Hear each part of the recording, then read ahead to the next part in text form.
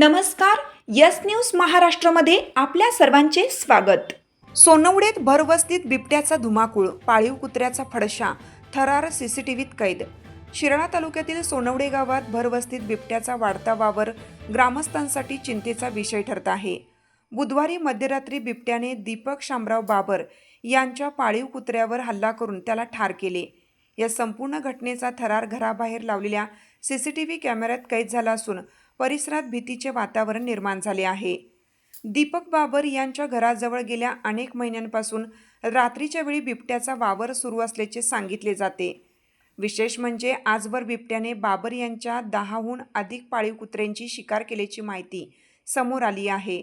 त्यामुळे कुटुंबियांच्या सुरक्षिततेसाठी तसेच परिसरावर लक्ष ठेवण्यासाठी त्यांनी घराबाहेर सीसीटीव्ही कॅमेरे बसवले होते.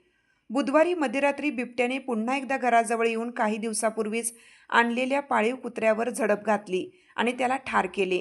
ही घटना सीसीटीव्हीत स्पष्टपणे कैद झाल्याने बिबट्याचा भरवस्तीतील मुक्त वावर अधोरेखित झाला आहे.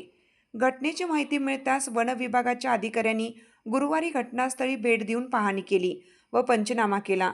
मात्र बिबट्याच्या सातत्यपूर्ण हालचालींमुळे ग्रामस्थांमध्ये दहशत पसरली असून नागरिकांच्या सुरक्षेच्या दृष्टीने तातडीने पिंजरा लावून बिबट्याला जेरबंद करावं अशी जोरदार मागणी सोनवडे ग्रामस्थांकडून करण्यात येत आहे.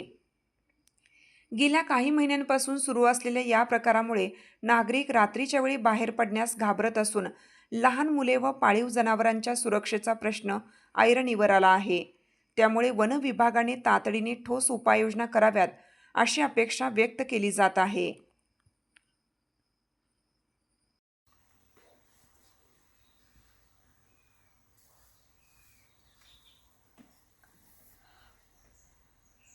सात आमची यस न्यूज महाराष्ट्र चॅनलला लाईक करा व सबस्क्राईब करायला विसरू नका.